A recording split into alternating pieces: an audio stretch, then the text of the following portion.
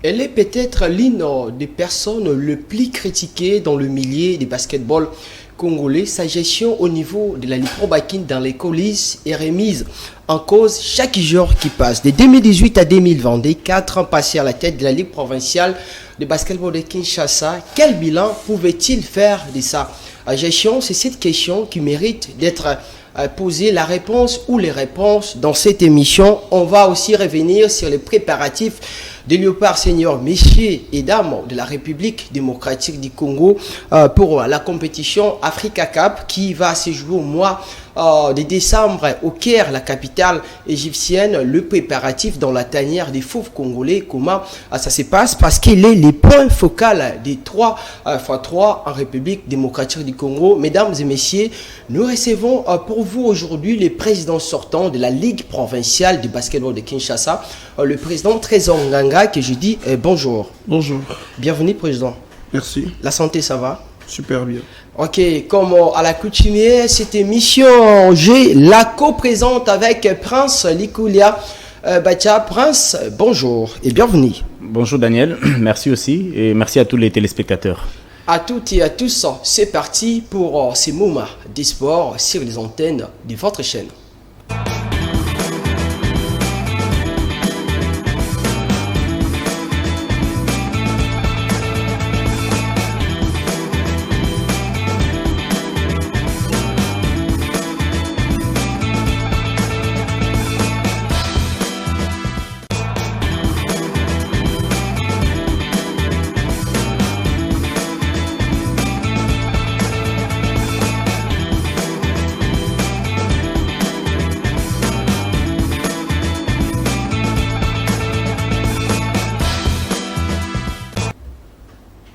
Voilà, la Ligue Pro Bakin. Après, avant tout, on va d'abord commencer par les Léopards de la RDC à tout seigneur, à tout honneur pour parler de cette compétition, comme je le disais, bien sûr, au sommaire de cette émission. Président Trésor, le Léopard prépare Africa Cup qui se jouera au Caire, la capitale égyptienne, au mois de décembre. Comment se passent justement les préparatifs? Merci pour la question, merci pour le choix de ma personne sur votre plateau de ce jour. Les Léopards Basketball 3x3, les préparatifs vont bon train. La seule chose qui nous dérange, c'est un peu les obstacles liés à la pluie. Comme vous savez qu'en ce moment, la RDC et Kinshasa, nous n'avons pas de salle. Nous entraînons à ciel ouvert, en sachant que la compétition aura lieu aussi à ciel ouvert. Donc nous avons quelques aléas dus à la pluie. Mais sinon, les préparatifs vont bon train. Les matchs amicaux ont commencé entre les dames U17 et les dames seniors qui jouent avec certains garçons de deuxième division pour parfaire leur préparation. Ça leur permet d'avoir un peu plus de jus et un peu plus travail physiquement parce que le 3-3 demande beaucoup de cardio. Donc voilà, nous avançons. Nous prenons la dernière semaine qui est le dernier virage pour nous. Parce que nous sommes censés nous envoler lundi ou mardi de la semaine prochaine, en sachant que le 1er et le 2, c'est pour les U17, le 2 et le 3, c'est pour les seniors. Ok, président, vous avez bien martelé sur les préparatifs, comment ça se passe. Est-ce qu'aujourd'hui, la République, ou bien nous tous, les Congolais, on peut espérer à ces équipes?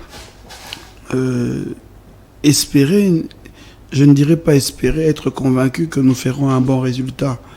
Parce que, comme nous le savons tous, la RDC va présenter 4 équipes à cette Africa Cup, où il y a 2 poules.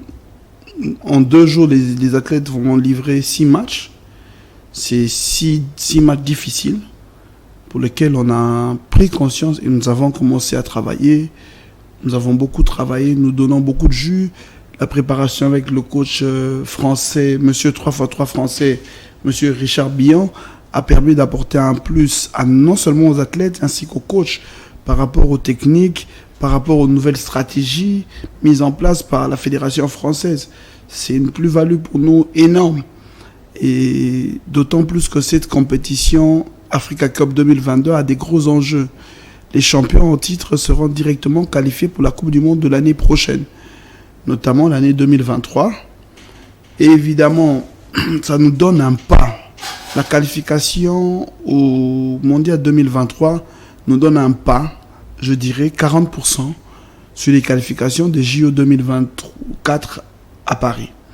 Parce que comme certains ne le savent pas, le 3x3 se joue un peu comme le tennis. C'est par rapport au ranking. Maintenant, pour pouvoir gagner, il faut participer aux compétitions internationales de haut niveau. Faute de moyens, nous ne participons pas systématiquement à tous les tournois, mais nous faisons un effort d'être présents au niveau international à toutes les grosses compétitions, notamment l'Africa Cup. Pour nous, c'est une coutume. La dernière en édition, c'était en 2019, à laquelle nous avons participé avec les seniors monsieur où on était vice-champions. On a travaillé 2020, 2021 et voilà en 2022. Organiser un certain nombre de tournois, être bien classé au niveau africain et mondial pour avoir accès à l'Africa Cup. Alors, Président, ce qui est bien chez vous, vous avez la maîtrise, vous maîtrisez bien les 3x3. Là, il faut qu'on se le dise. Il faut qu'on se le dise avec la sincérité, parce que moi-même, je vous ai vu une fois au niveau du terrain de Iti Gombe en train d'interpeller les joueurs par rapport à leur manière de faire les choses. Vous êtes toujours présent quand les équipes s'entraînent. Comment vous trouvez les qualités de ces jeunes? Surtout là, je parle des équipes d'âge qui sont sélectionnées pour aller prendre part à cette compétition. Vous êtes sans ignorer que la RDC, notre pays, regorge d'énormes talents. Je suis très satisfait, surtout chez les messieurs. Il n'y a aucune crainte. Nous avons des enfants bien en jambes. Nous avons des jeunes pépites qui s'entraînent. Je donnerai deux exemples des jeunes qui sont en train de monter. Je donnerai un jeune comme John Milondo de Oportunidad, qui a sa première saison en première division, qui a fait un championnat parfait avec Oportunidad, qui est en 3-3. Nous avons un jeune comme JJ Moutala, qui a fait un championnat excellent avec Terreur, qui a perdu la Coupe du Congo à la finale. Ce sont des jeunes gens qui jouent sans embâche, sans complexe. Ils n'ont pas joué le haut niveau, mais ils viennent jouer sans complexe. Déjà ça, pour moi, c'est une qualité énorme. Parce que de la petite expérience que nous avons vue, nous avions perdu la Coupe d'Africa Cup 2019 avec les Égyptiens. Cette image habite ma tête. Parce que j'ai vu un excellent Mido. Un jeune qui avait la carrure d'Arsène Moana à l'époque, qui a fait qu'on perde la finale parce qu'il était excellent. Il n'est pas fort en 5-5, mais sa spécialité est le 3-3. Vous le verrez jamais en équipe nationale 5-5 d'Égypte, mais au 3-3, c'est le meilleur, c'est l'MVP. Donc nous avons ces jeunes gens-là, des jeunes talents, avec qui on a commencé à jouer les petits tournois à gauche. Le dernier en date de tournoi Mamba Game, les enfants ont participé. C'était une belle prestation, c'était une belle compétition. Les enfants se mettent en jambes et j'espère au minimum ramener 2 coupes. Je suis convaincu que je ramènerai au moins 2 coupes et 2 participations au mondial de l'année prochaine sur les 4. Ah voilà, des coupes pour l'année prochaine sur les 4. Prince Likouliabacha, des questions. Alors, Président Trésor, j'aimerais savoir une chose. Vous savez détecter des joueurs qui sont aptes pour les 3x3 et d'autres qui sont capables de jouer seulement les 5 contre 5? Oui, bien sûr, parce que le 3x3, c'est d'abord beaucoup de cardio. Ça veut dire que vous jouez un match sans arrêt de 10 minutes, soit 21 points. Ça, c'est pas facile. Ça, c'est d'une. Deuxièmement, il n'y a pas de coach. Vous devez avoir un mental fort pour que lorsque vous êtes à l'extérieur comme changement, faire le coaching pour vos collègues qui sont sur le terrain. Ça demande une lecture sur le jeu, beaucoup de discipline.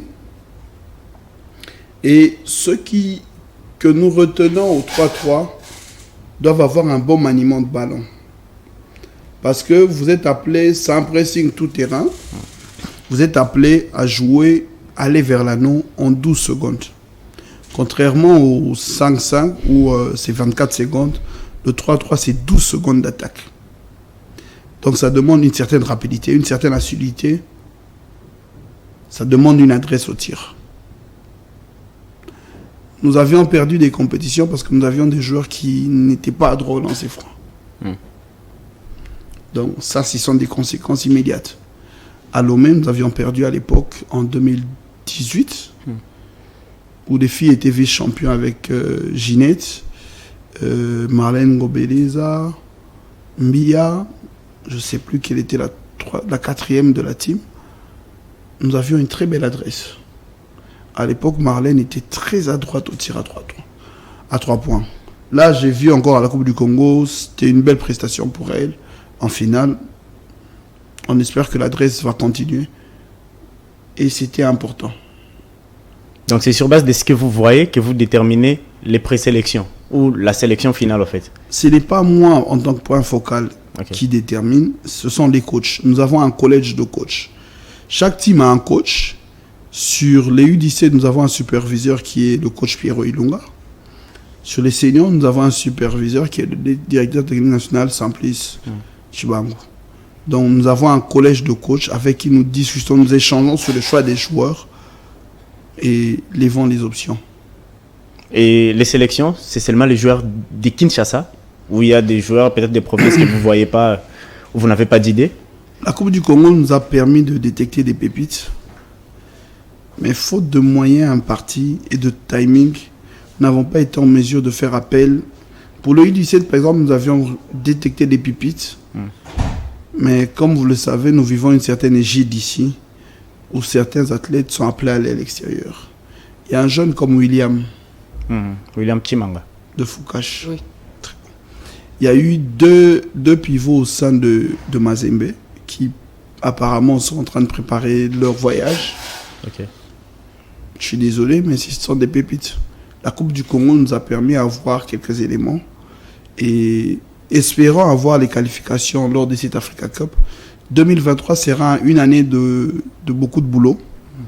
Et avec la formation que le coach Bion a donnée, après cette compétition, nous aurons à mettre des points focaux dans différentes provinces. Nous avons eu 4 pôles. Nous avons le pôle Katanga, dans l'ancienne configuration, je dirais Lubumbashi, en prenant le Lualaba, le Kolwezi et l'Ikasi sur un même pôle.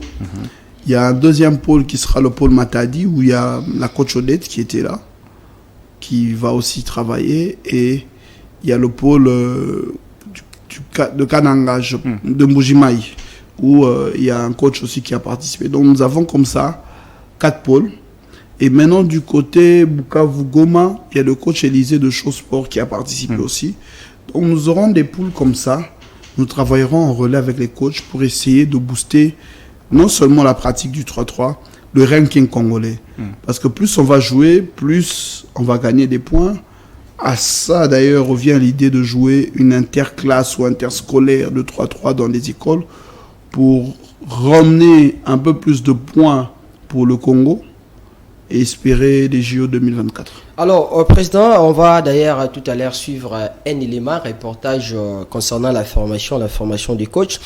Mais avant tout, je ne sais pas informer ici, mais j'aurais appris qu'il y a certains joueurs qui ont décliné pour la sélection au niveau de l'équipe nationale. Vous, en tant que président, ça vous a fait comment? Je pense que nous avons... Lorsqu'on dit décliner, tout dépend. D'abord, les internationaux, nous avions compté sur des internationaux qui leur temps de compétition, le 3-3, le calendrier du 3-3 est différent du calendrier FIBA. Le calendrier FIBA tient en compte des trêves. Mais pendant le 3-3, ils sont en plein championnat. Les joueurs qui ont décliné, je dirais, décliner, c'est trop dire. Il y a des athlètes qui sont en plein championnat. Ils ont des contrats. Devront-ils annuler ou mettre un stop sur leur contrat pour venir participer avec l'équipe nationale en sachant qu'ils auront des grands enjeux dans leurs équipes? Entre guillemets, ça pose problème. Et évidemment, dans la politique du 3-3, c'est de bâtir une équipe avec les locaux. C'est la meilleure politique du 3-3. Pourquoi? Parce que si nous arrivons au niveau professionnel, nous arrivons à nous confirmer et nous qualifier pour la Coupe du Monde 2023, nous serons dans l'obligation de bâtir une équipe avec des locaux qui devront acquérir de l'expérience, qui devront participer à un certain nombre de compétitions. Et avec les seniors, ce sera les seniors ou avec les professionnels, ce sera très difficile pour nous de les avoir sous la main à n'importe quel moment où nous voulons. Ça, ce sera un problème. Et derrière, la politique que nous devrions mettre en place demandera à ce que, en préparant la Coupe du Monde, les athlètes, devront s'entraîner chaque mois. Tous les mois, jusqu'à ce qu'on puisse préparer la Coupe du Monde. Oui, Président, donc là on comprend que c'est un projet qui est en paix abyssal. Même après la Ligue Pro Bakin, ça va continuer. Vous allez continuer de ces côtés-là. Je suis point focal pour le compte de la Fédération de basketball du Congo, jusqu'à ce que l'on puisse me retirer cette confiance-là. Donc le projet continue, parce que je suis dirigeant du basket. Le basket pour moi est une grosse passion. Mais Président, vous avez parlé d'installer les baskets à 3 dans différentes provinces, telles qu'au Congo central, la configuration du Katanga, au Kivu, mais aussi à Kananga. Alors, je ne sais pas, Président, avez-vous les terrains pour installer les 3x3, parce qu'il faut avoir les terrains que nous avons ici à Kinshasa pour jouer les 3x3 dans ces provinces? Le terrain, l'avantage du 3x3, nous n'avons pas besoin d'un terrain couvert. Partout ailleurs, si vous m'invitez prochainement, je vais vous ramener un peu plus d'éléments. Vous regarderez aujourd'hui l'équipe parisienne qui organise des tournois dans tout le pays. Ils n'ont pas le terrain de compétition de 3x3. Nos terrains artisanaux sur lesquels ce sont du béton, mais qui sont mis au niveau des mesures du 3x3, sont les terrains utilisés. Donc le terrain de basket communément appelé 5-5, en demi-terrain réduit, je pense, de 10 mètres un tout petit peu. Il y a une ligne bien déterminée qui est mise en place pour le terrain de 3x3. Donc le problème de terrain ne va pas beaucoup se poser, parce que le 3x3 est un sport du style playground, comme on appelle. Okay. Donc nous n'avons pas besoin de terrain couvert, de terrain typique. Excusez-moi, le terrain typique que nous utilisons. Mais déjà, le terrain de base, il est disponible dans tous ces coins-là de prévu. Ok, donc vous disposez de ces terrains déjà dans ces provinces où vous allez déplacer? Nous n'allons pas déplacer, nous allons utiliser les terrains existants de basketball. Ok. Les terrains existants. Maintenant, si demain nous avons un bel appui d'un partenaire pour acquérir des terrains, parce que nous avons déjà obtenu des cotations, l'objectif pour nous était que, en cas de qualification, nous puissions avoir des pôles bien installés sur lesquels nous devons travailler énormément et d'arrache-pied pour gagner en termes de ranking. Aujourd'hui, le 3x3 est une discipline olympique qui sera lancée en 2024, au JO de Paris de 2024. L'avantage que nous avons en RDC, c'est que c'est de regorger beaucoup de talents et d'avoir beaucoup de coins où la pratique du basketball est. Aujourd'hui, le ranking se calcule sur les 25 meilleurs athlètes. Admettons que sur tous ces pôles-là, nous avons 2-3 athlètes qui émergent, qui jouent tous les mois au 3-3. Au bout de l'année, au 31 octobre 2023, je pense que nous aurons les chances de qualification. Et dans le ranking, l'RDC se trouve à quel niveau? Je ne les ai pas en tête, mais en Afrique, nous sommes parmi les 10 premiers. Ok. Et l'avantage de ces JO 2024, c'est que ceux qui ont participé aux éditions précédentes ne vont pas participer. En fait, c'est pour favoriser un certain nombre d'équipes à être qualifiées. Parce que l'objectif du 3-3, c'est de vulgariser. C'est comme un miroir pour le basketball au niveau olympique. Ok. Alors, Président, d'ailleurs, là, vous comprenez, nous sommes en face d'une personne qui maîtrise vraisemblablement ce qu'elle est en train de dire concernant cette partie de basketball, les 3x3. Alors, on a toujours eu des problèmes financiers dans ces pays, vous le savez bien. J'aimerais que vous puissiez nous rassurer, pas seulement nous, tout le monde, que cette équipe va voyager. Parce que on va arriver à la fin comme ça, on vous dit que non, on n'a pas autorisé, il n'y a pas de moyens, et ça fatigue. Donc, cette équipe va voyager, Président. Bien sûr. Pour la petite information, le ministère de tutelle, qui est le ministère de Sport, a transmis les dossiers au niveau du budget depuis le début de la semaine, qui certainement, en début de cette semaine, se trouvera au ministère de Finances pour signature. Déjà, au sein de la fédération, nous affûtons les armes du point de vue routing, ça veut dire les billets. Donc, déjà, les dates sont connues. C'est lundi ou mardi de la semaine prochaine, en 8. Donc cette semaine, c'est une dernière semaine d'entraînement et d'internement pour que la semaine en 8, les athlètes puissent aller déjà s'acclimater.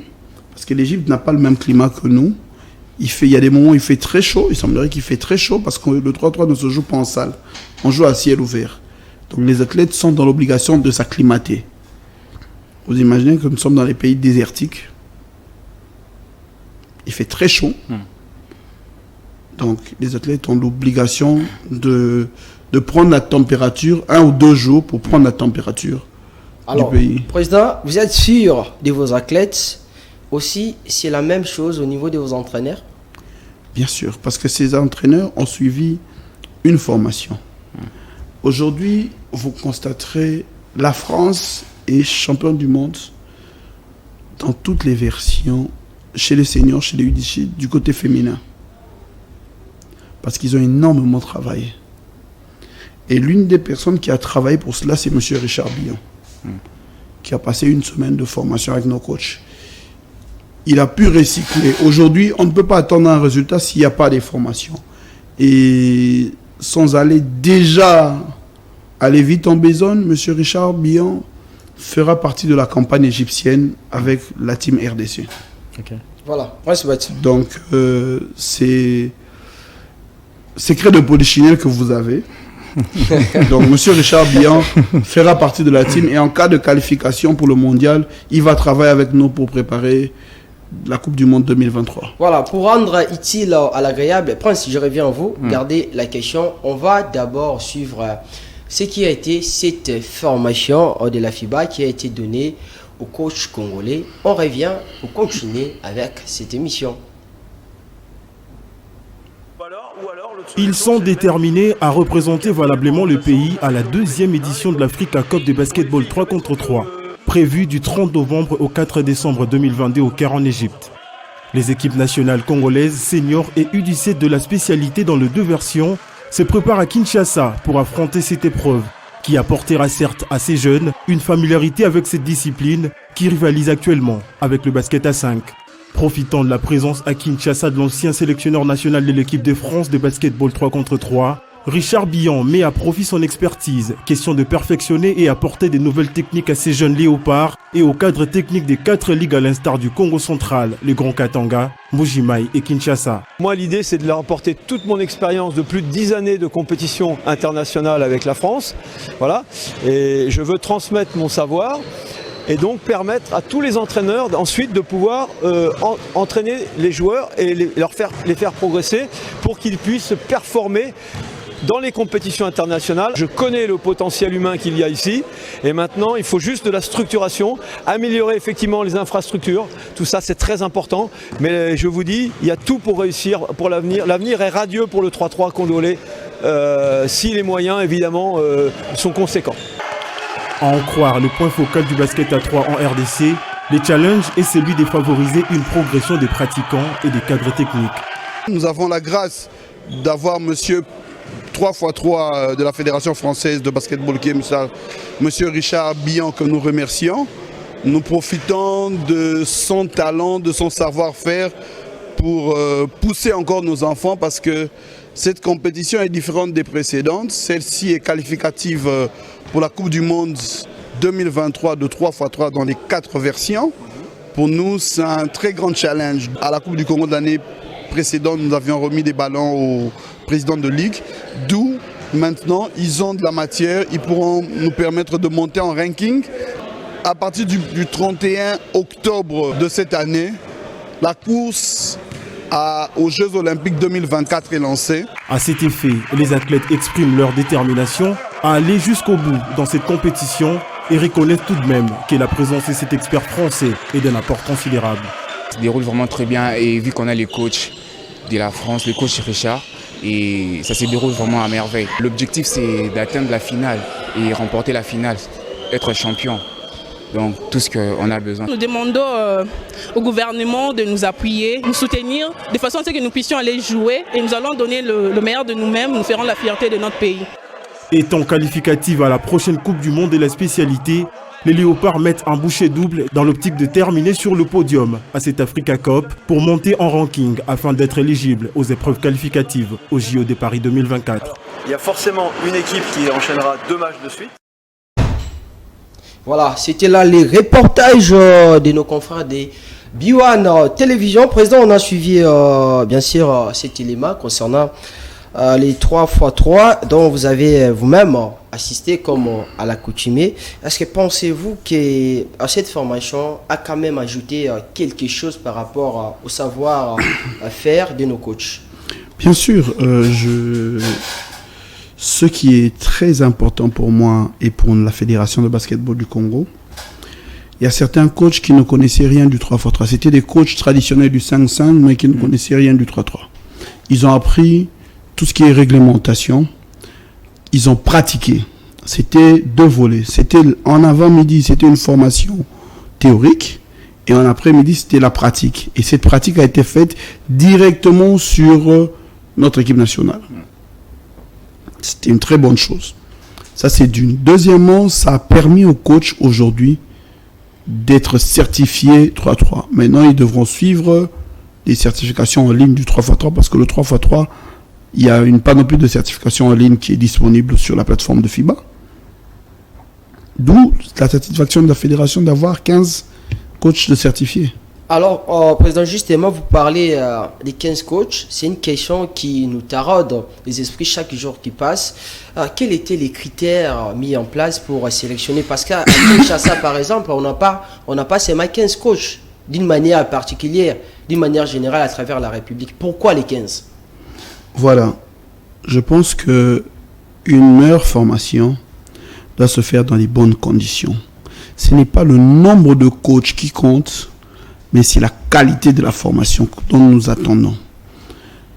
Nous ne pouvons pas voir que Kinshasa, c'est le Congo. Je ne suis pas, malgré qu'en étant président de la Liprobakin, en fonction, malgré que je suis fait un mandat, je dirais, le Congo n'est pas Kinshasa. Le Congo est un continent. Donc, lorsque nous devons faire la sélection des coachs, nous ne faisons pas que les coachs congolais. D'une, il faudrait regarder, il y a un critère qui est prépondérant, qui est l'âge de la personne. Aujourd'hui, si on veut donner un bagage à un vieux, il faut se dire, vous donnez à quelqu'un qui a 60-70 ans, est-ce qu'il aura le temps de cascader, de former d'autres personnes? Non, moi je préfère travailler avec la jeunesse. Parce que c'est un projet sur le temps, sur la durée. Parce que le 3-3 a beaucoup d'échéances. Maintenant, le 3-3 entre en Afrique, nous avons beaucoup d'échéances. Nous regardons le JO 2024, il y a les Jeux de la jeunesse en 2026 au Sénégal. Où pour moi, la RDC doit a priori prendre part à ces Jeux-là. Donc, on peut dire tout ce que vous faites aujourd'hui, Président. Je vous remets la parole. Vous êtes en train d'anticiper les choses. On ne peut pas espérer avoir des meilleurs résultats demain sans les préparer aujourd'hui. Nous avions, faute de moyens, commencé par Kinshasa. Parce que c'était notre proximité. Mais demain, l'objectif est que ce soit tout le pays. En ayant tout le pays, la pratique du 3-3 dans tous les pays, nous allons gagner en ranking. Parce que pendant les périodes de trêve dans toutes ces contrées-là, ils joueront en 3-3. En 2 jours, un tournoi de 10 équipes peut être joué et être clôturé. À des coûts réduits. Donc ces coachs-là, nous avions eu d'abord 4 coachs de Kinshasa. Plutôt 3, parce que le 4e était un coach de l'intérieur qui fait partie des sélections nationales. Donc nous avions eu 3 coachs. Et à ça, nous ajoutons des jeunes coachs comme Gires qui coachent en même temps Star Boys et Foucache. Il y a les DTN provinciales, Lejkai, qui est aussi un coach très expérimenté parmi les précurseurs du 3x3 en RDC. Je pense que c'est en 2015 qu'ils ont participé avec les Shekinah au Mozambique. C'est l'un des précurseurs du 3x3. Il a pris part. Donc, à ça, nous ajoutons les coachs qui viennent de l'intérieur. Il y a la coach Agnès aussi qui a participé, si je me trompe. Si on fait un total, Kinshasa doit avoir eu 6 ou 7 coachs. Sur 15, nous avons plus de 50%, ou nous avons 50%, c'est assez. Les autres aussi, le Katanga a eu 3 coachs. Il y a le coach Doudou, le coach Élysée, le coach de V-Club, l'un des coachs de V-Club, je n'ai plus le nom, et puis... Le coach Bob. Le coach Bob, de Makomeno. Donc ça, c'est un point important. Lorsque je voudrais essayer de revenir un tout petit peu, lorsque vous parlez du nombre de 15, aujourd'hui, les formations de FIBA requièrent 15 personnes. Nous avions eu les coachs pour lesquels ils ont suivi une formation du premier niveau, où il y a 3 coachs qui ont satisfait sur les 13. Ce n'est pas le nombre, c'est d'abord la qualité, et ça permet aussi que la formation aujourd'hui, ce n'est pas seulement une formation où le coach, le certificateur, le formateur transmet. Non, il y a une partie pratique.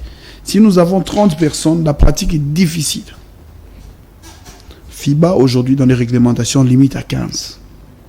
Entre 10 et 15, pour permettre un échange dans la salle.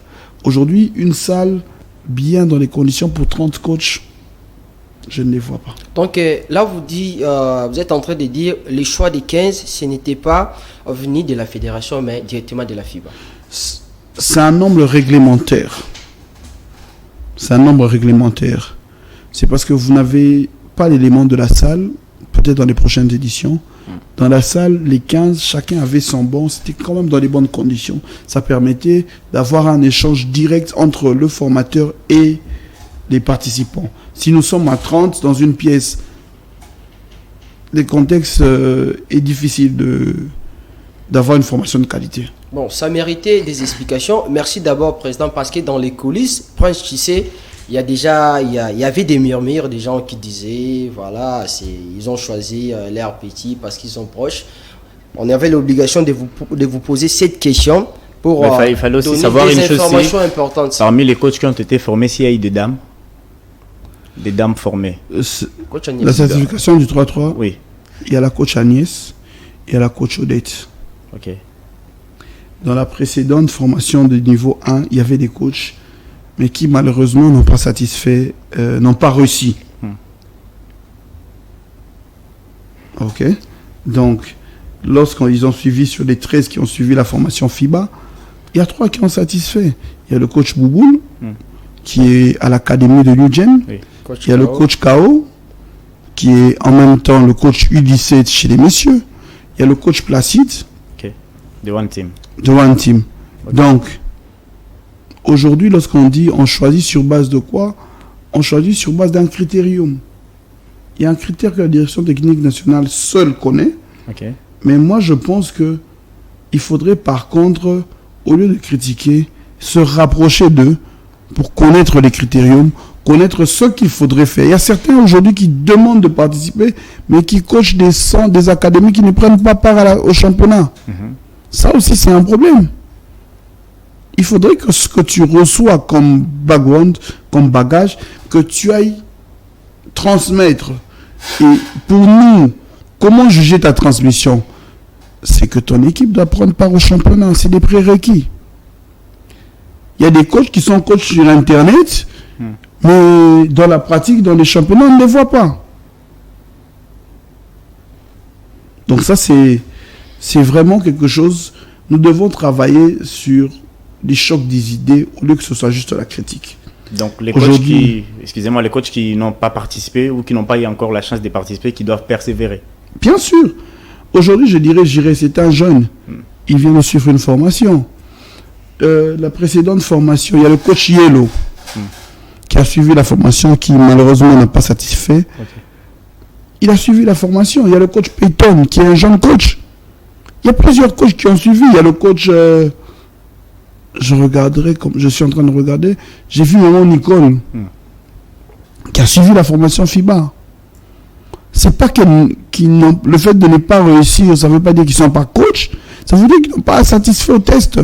Parce que le test, ce n'est pas seulement le test écrit, il y a la pratique, il y a le comportement pendant le stage, il y a beaucoup de choses qui rentrent en compte dans l'évaluation d'une certification.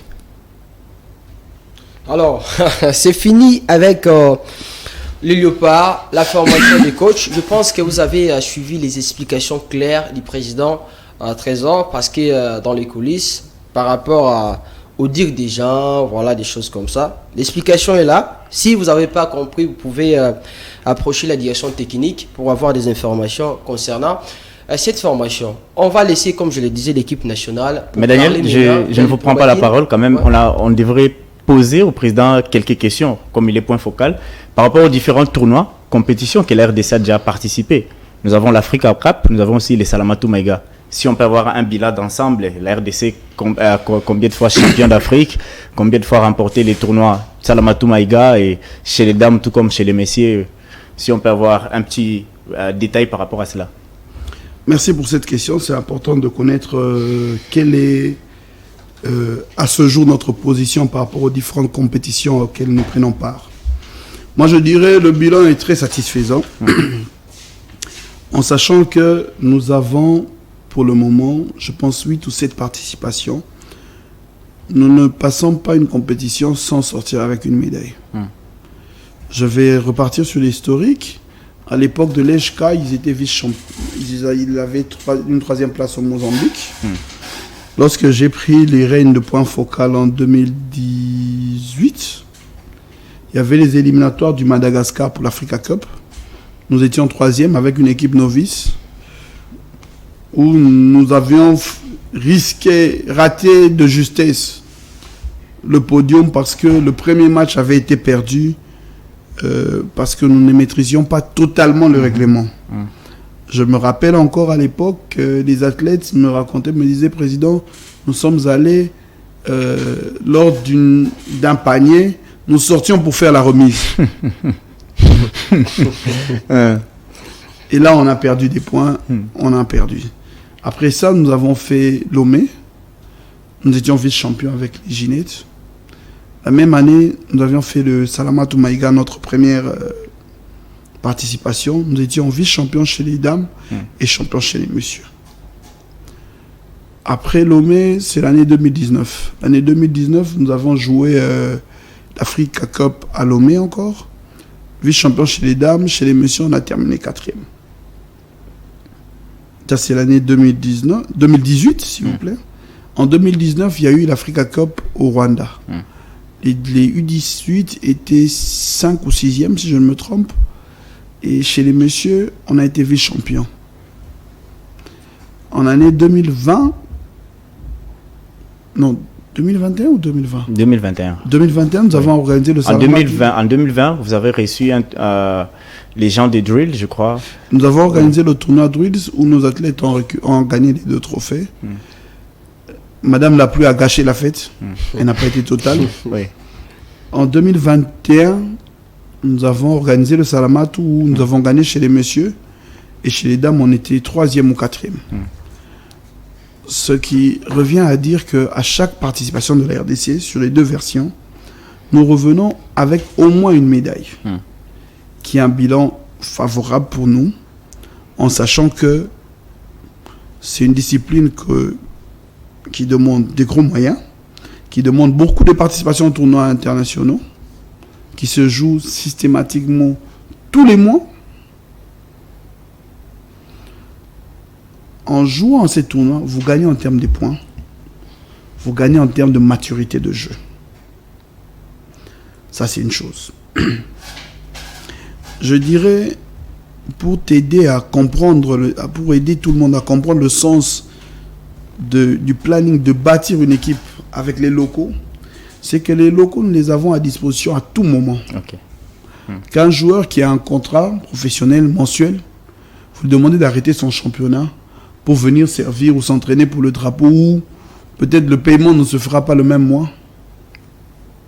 Allez-y comprendre.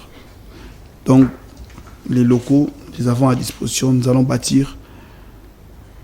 La seule chose, c'est avoir un plan, avoir un cahier des charges qui est déjà disponible, qui est à notre disposition, qui est là, qui est mis en pratique.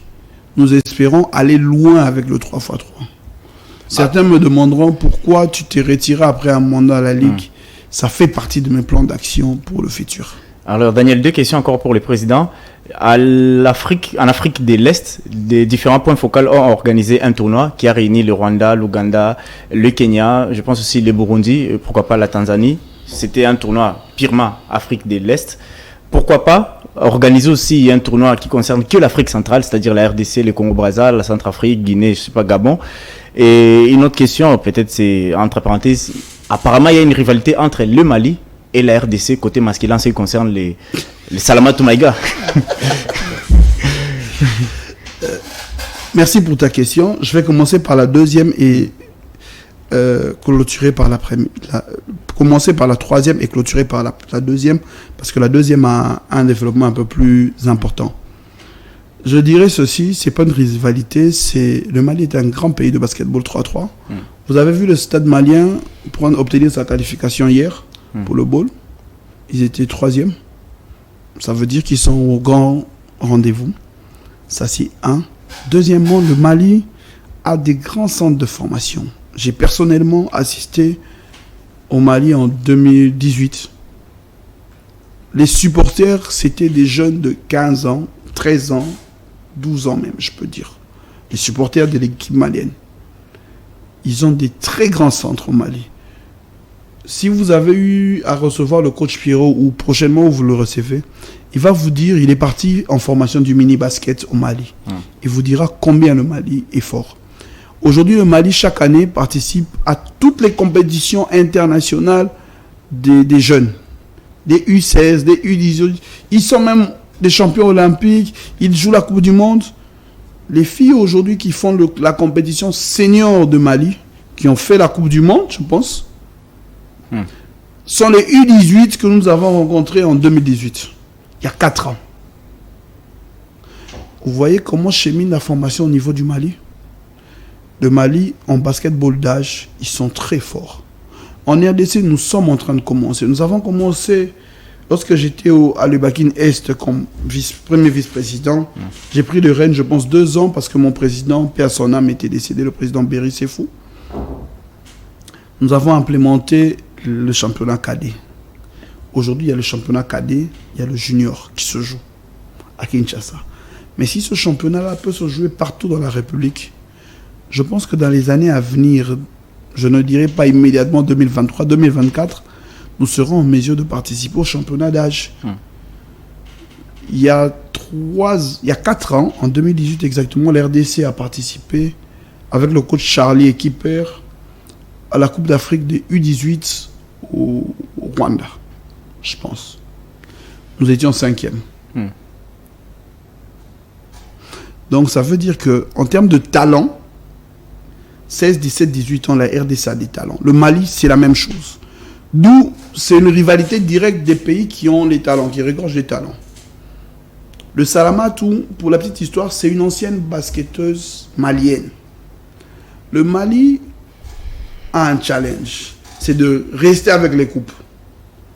Maintenant, de rencontrer un pays qui vient pour la première année récupérer les coupes chez eux au pays, ce n'est pas encore arrivé.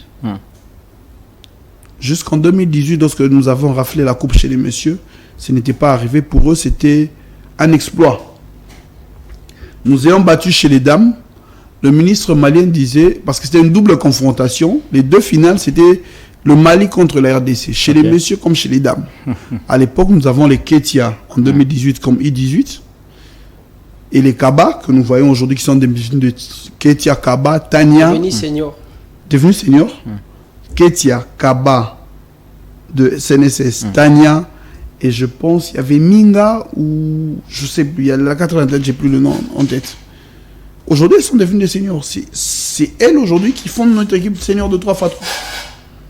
Donc c'est un cheminement.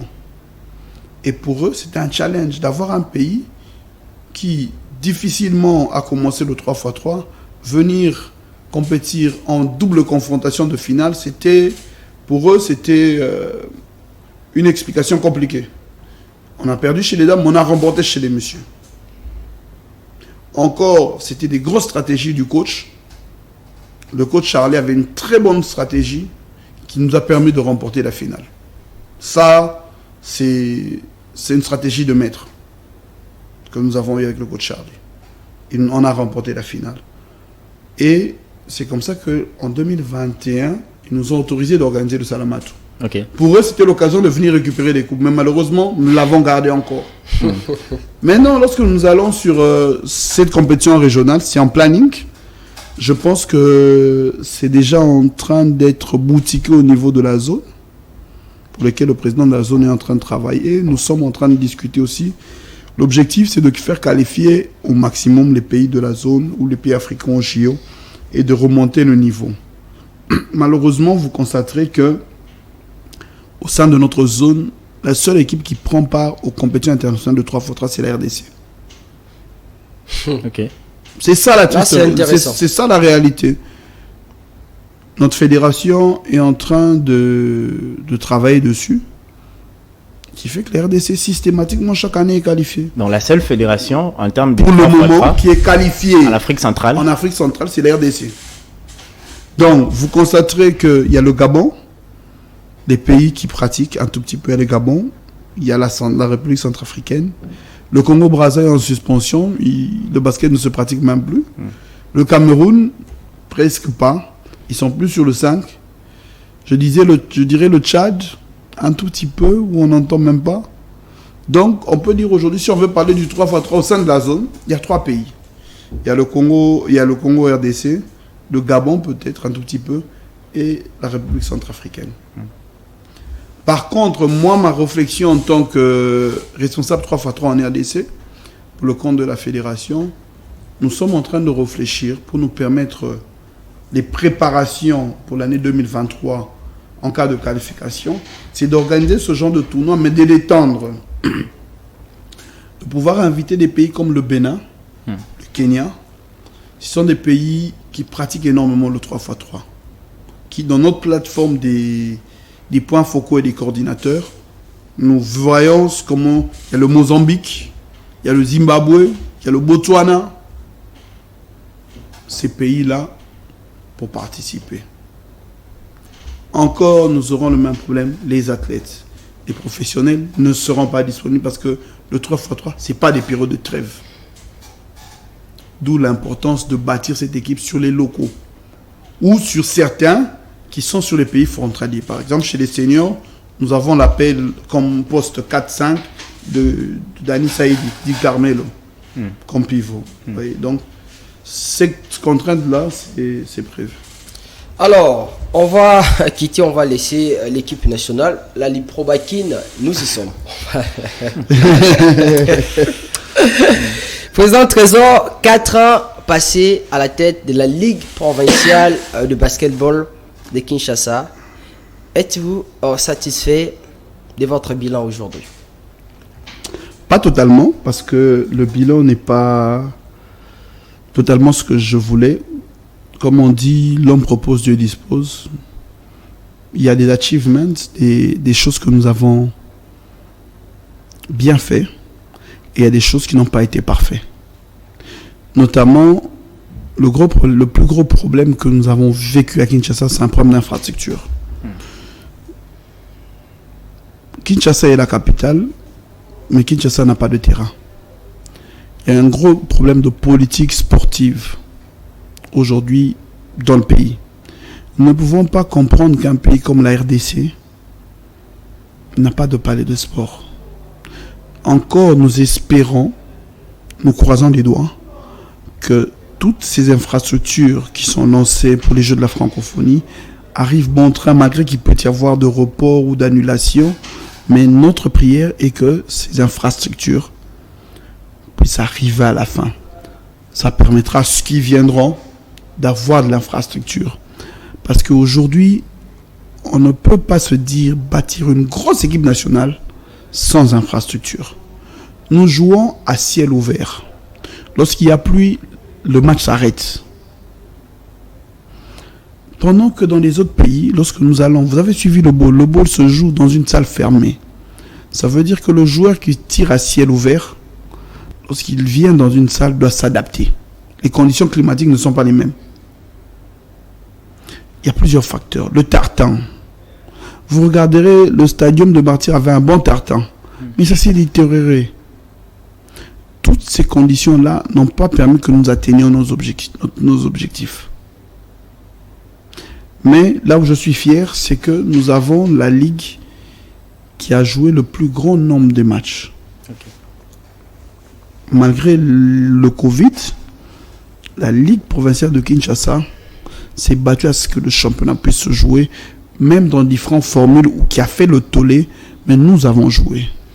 Je dirais la saison 2019-2020, la saison Covid, nous avions commencé, nous avions arrêté.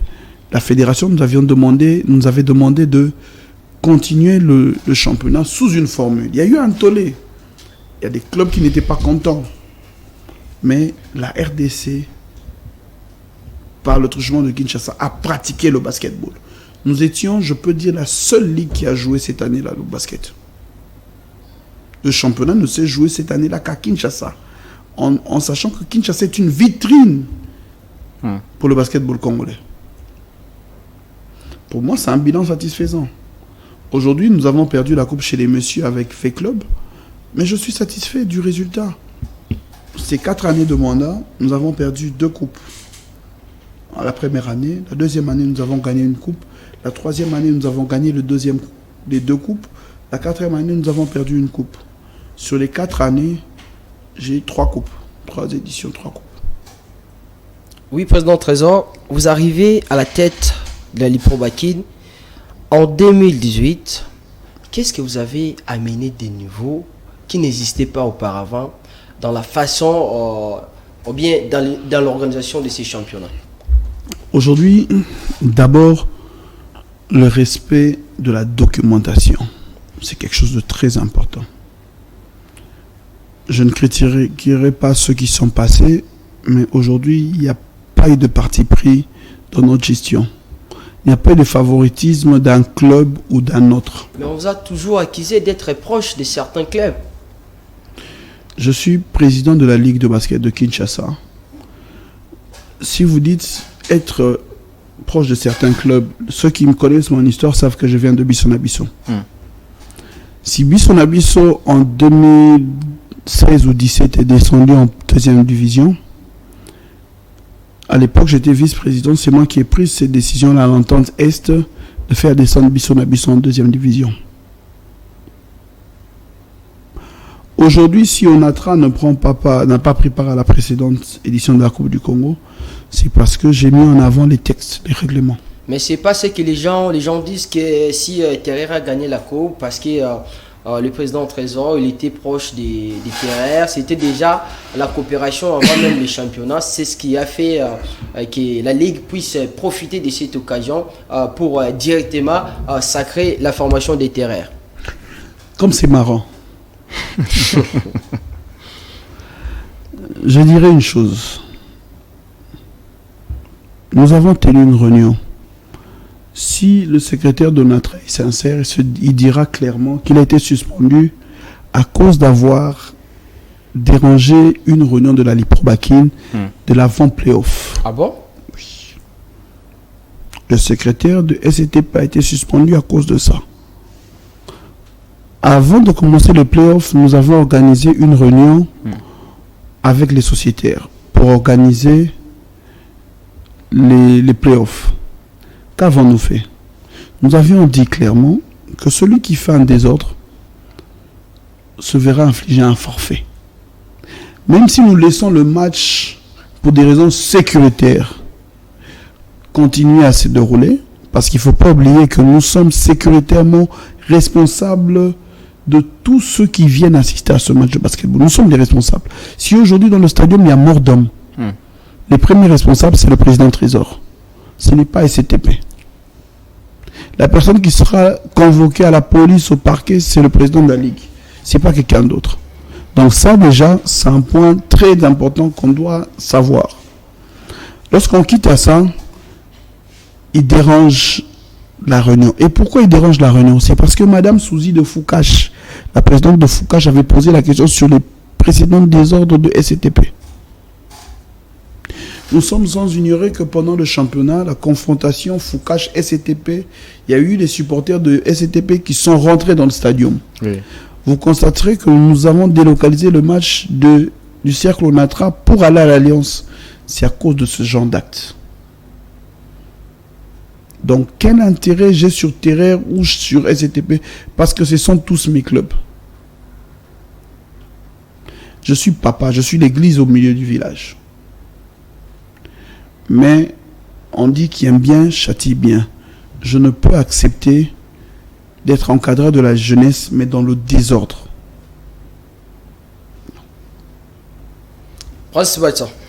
Ok. Alors, président Trésor, Oui. vous aviez quand même paraphé 4 mandats et voilà, satisfait. Pas 4 mandats, un mandat de 4 ans. 4 années plutôt, excusez-moi. 4 années, un mandat, voilà, à la Ligue provinciale de basketball de Kinshasa. Aujourd'hui, vous êtes partant. Alors, qu'est-ce que vous avez préparé c'est-à-dire après votre départ, derrière vous? Vous avez laissé quoi comme héritage? Le plus mauvais héritage que je laisse, c'est le manque du terrain. C'est la plus grosse douleur que j'ai dans mon cœur aujourd'hui, en quittant la Ligue. Donc vous aviez un projet de construction? Projet de construction, non. Un projet d'acquisition qui va continuer, qui ne peut s'éteindre. J'espère qu'avant que celui qui passera président puisse finir ce mandat-là, ce projet va être réalisé. Donc malgré tous les critiques qui étaient là dans la bouche des gens, vous aviez aussi la douleur en fait dans le cœur de savoir. Vous aviez la volonté de faire, mais les situations ne permettaient pas. Comme on dit en Lingala, babambara libanga na manga opolate, babambara libanga na manga etela. Aujourd'hui, un dirigeant non critiqué, ce n'est pas un vrai dirigeant. Tu dois être l'objet des critiques parce que nous prenons des fois des décisions contre vents et marées. Des décisions qui font mal au cœur, mais nous sommes obligés de prendre. Aujourd'hui, aller participer à la Coupe du Congo, si on fait une balance, avoir SCTP, avoir Opportunidad, j'aurais préféré partir avec SCTP. Parce que SCTP, il y a l'expérience, il y a beaucoup de choses. Mais du point de vue discipline, la SCTP était 0, il devait rester. C'est du point de vue discipline. Donc, les décisions des personnes, des fois, on les prend en contre-cœur. Pour dire la critique, moi, je préfère des gens qui critiquent, mais qui apportent des solutions. Les critiques sans solution n'est que lettre morte. Aujourd'hui, pour construire un terrain, pour ramener des panneaux, ramener un tartan, un outdoor, il te faut entre 30 et 40 000 $, y compris les 2 panneaux. Ça veut dire qu'il faut trouver ces fonds quelque part. Il faudrait les trouver. Il faut avoir la volonté de trouver ces fonds, de les emmener et de les mettre pour le basketball. Je ne peux venir à la télé me vanter de ce que j'ai fait pour le basket. Mais pour moi, je dis, même après le mandat ici, celui qui viendra, j'espère qu'avant qu'il ne sorte, ce projet va se réaliser. Et nous mettrons en pratique. Président Trésor, voici la connotation que certaines personnes vous donnent. Trésor Nganga, une personne qui crie sur les gens, même devant le public. C'est pourquoi elle a les conflits avec tout le monde, même avec les coachs. Qu'en pensez-vous? Je dirais ceci. Aujourd'hui, si toi tu es coach, les coachs avec lesquels nous pouvons avoir des conflits, il y a des coachs qui sont... Je vais aller droit au but. Voilà. Si tu es fausseur, qu'est-ce que tu veux que j'aie comme point de vue? Je suis dirigeant, je dois te châtier, je dois te proposer à la radiation. C'est réglementaire. Si toi, coach, parce que tu es proche de moi, tu vas faussoyer, tu dois faire du faux, je vais te proposer à la radiation. Je ne vais même pas réfléchir 2 fois. Sans pourtant passer par l'interpellation On d'abord. va t'interpeller, on va t'entendre, on va suivre la procédure normale, ce qui est fait.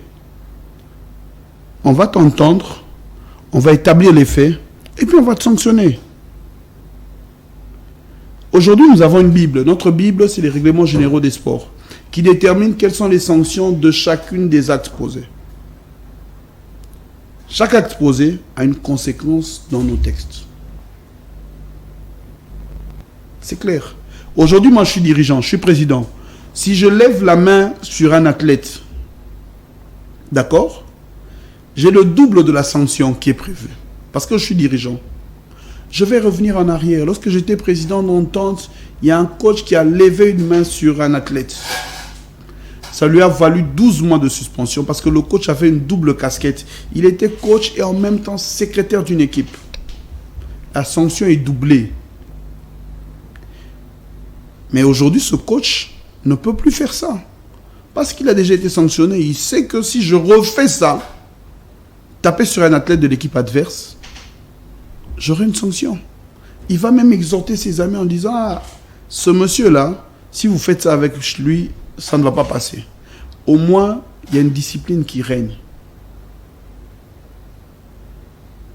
Au moins, il y a un désordre qui ne se fait pas.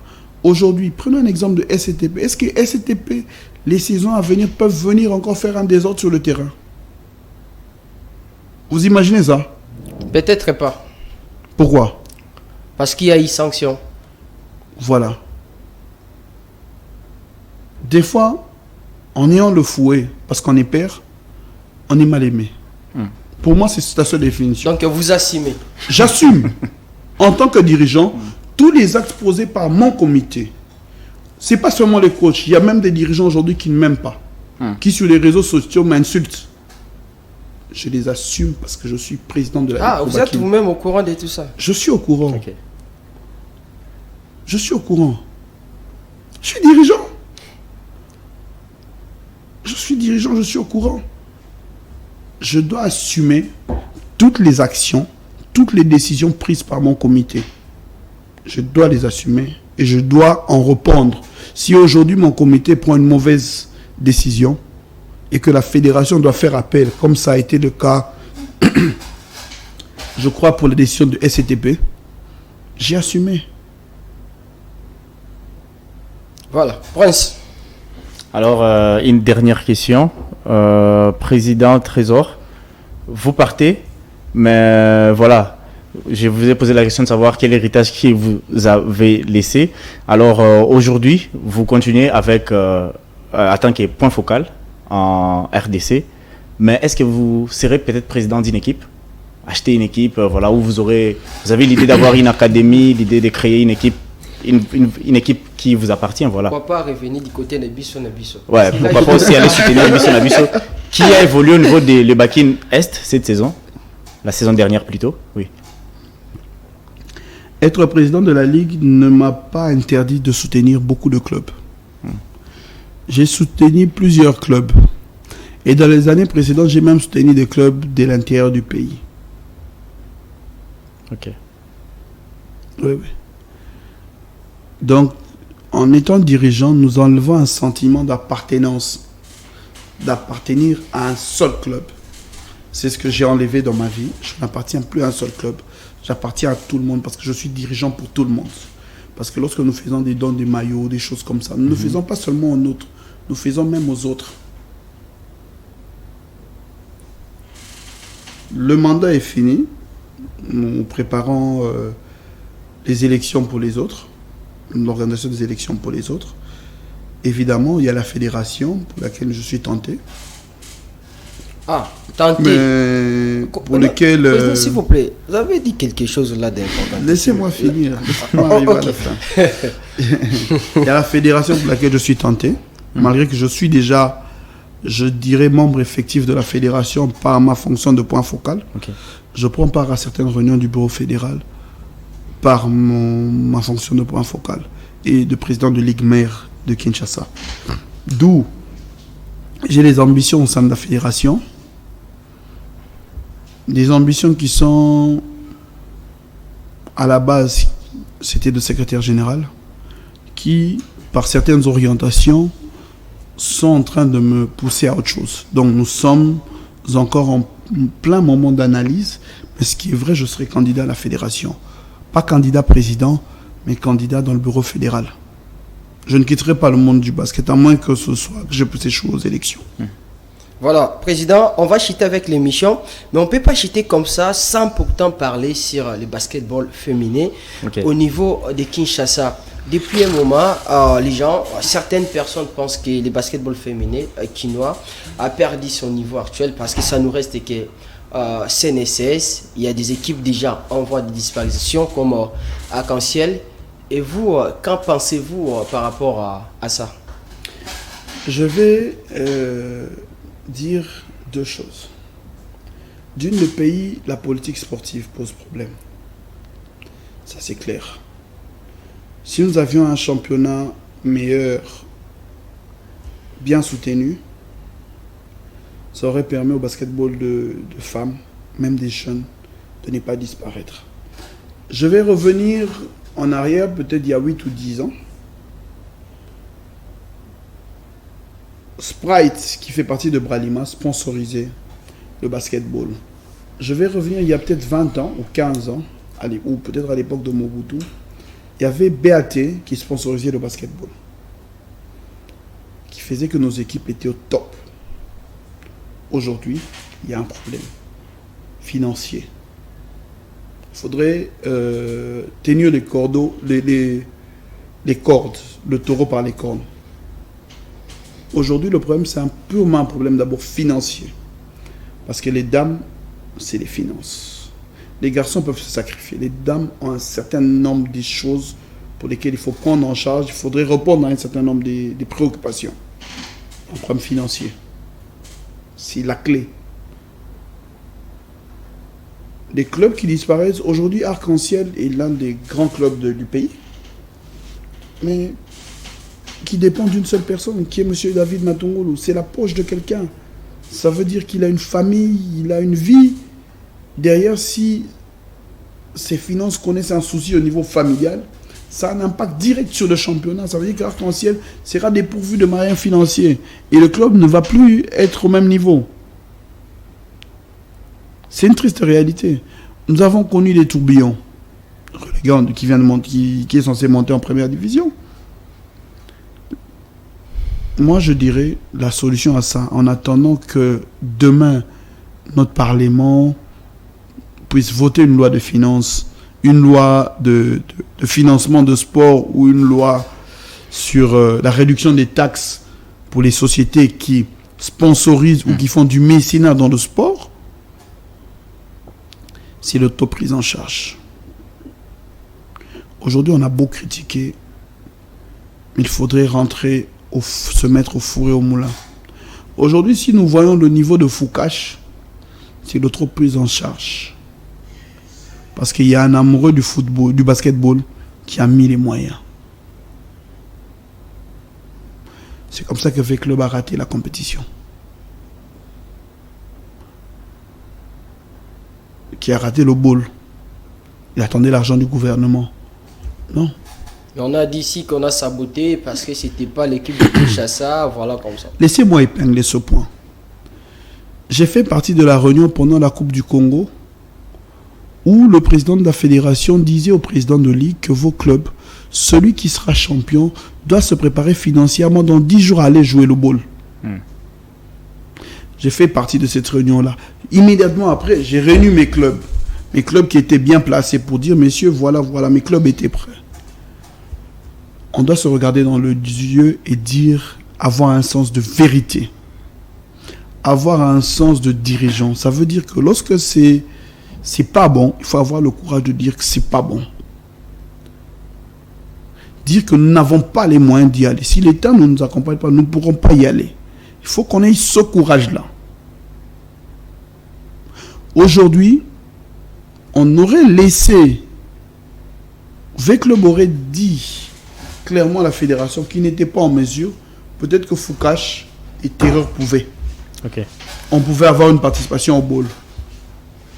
Aujourd'hui, nous savons tous que le circuit financier, fédération, ministère de sport, ministère de budget, ministère de finances, la chaîne des dépenses, c'est pas moins d'un mois.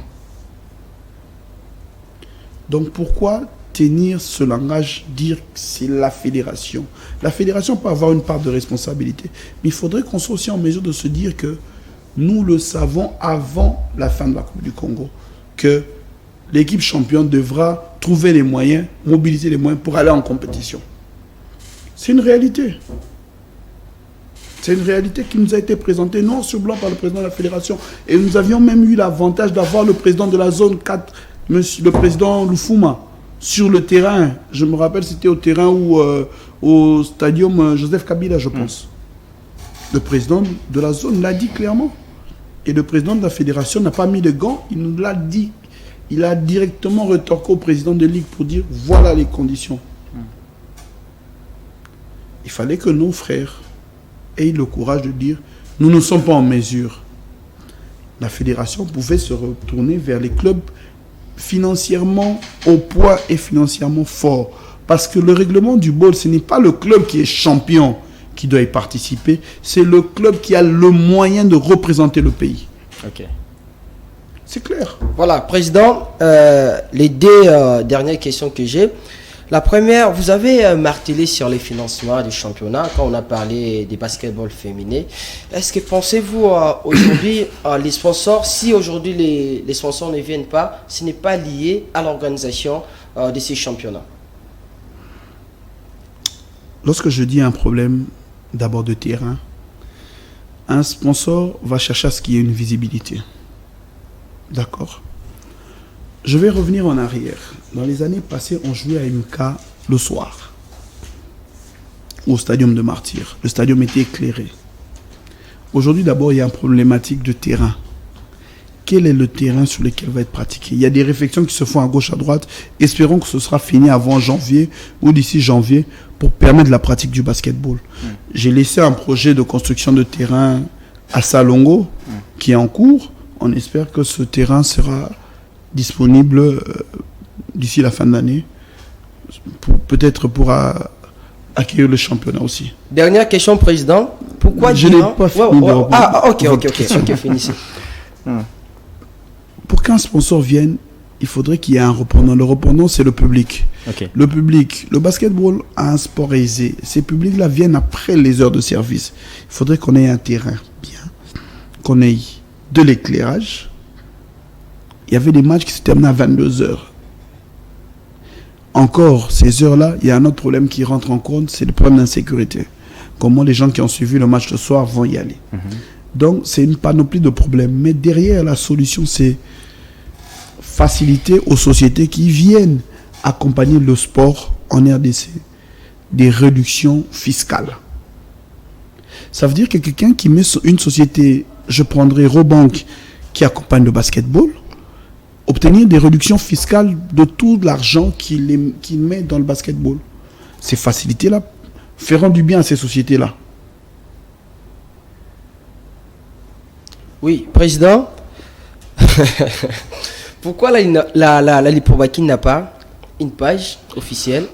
Pourquoi, durant votre mandat, la Lipobakin n'organisait pas les conférences d'avant-match? Là, je parle bien sûr de la médiatisation de la Lipobakin.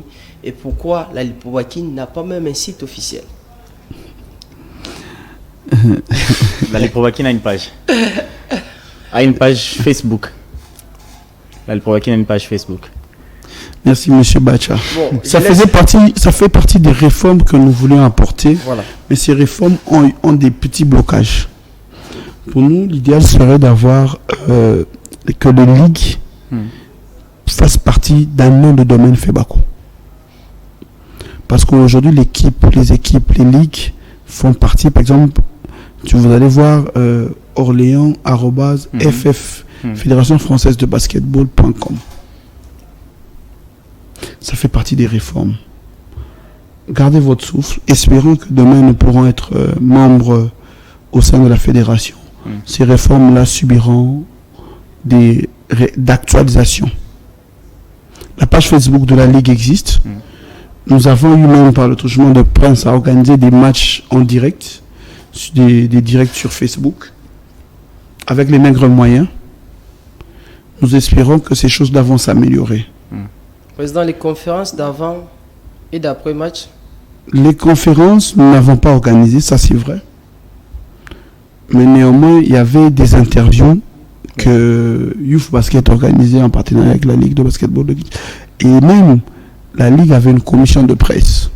Les 2 premières années, c'est Patrick Osomba qui a chapeauté et Charles Massoud qui ont chapeauté la commission.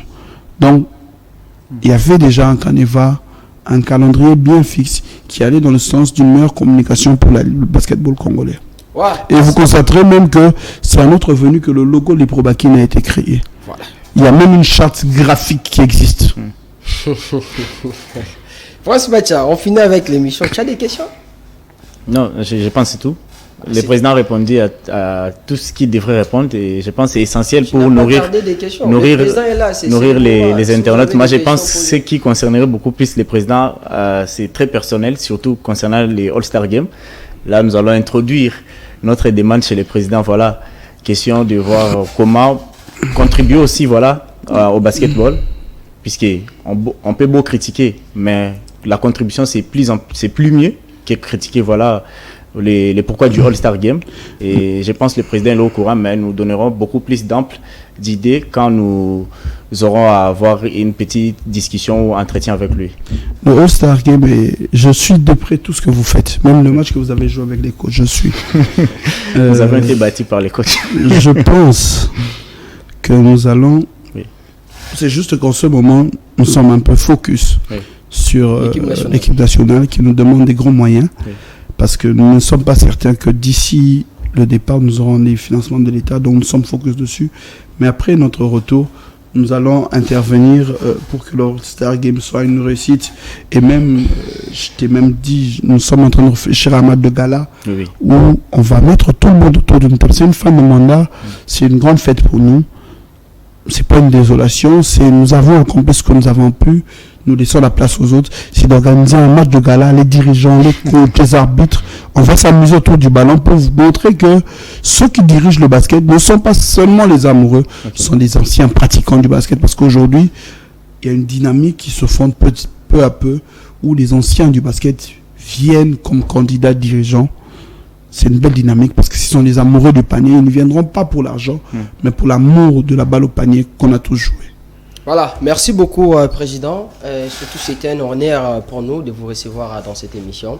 Bonne chance avec l'équipe nationale pour la compétition qui se jouera au mois de décembre en Égypte. Je pense que vous allez revenir avec des coupes ici au pays. C'est obligatoire. Merci. Au moins 2 coupes. Au moins 2. Au moins 2 coupes. Merci. Ok, on va voir. Bonne chance aussi au Léopard. Merci à toutes et à tous de nous avoir suivi. L'émission est à suivre sur notre chaîne YouTube CML13 Télévision. Restez-nous toujours fidèles. À la prochaine occasion.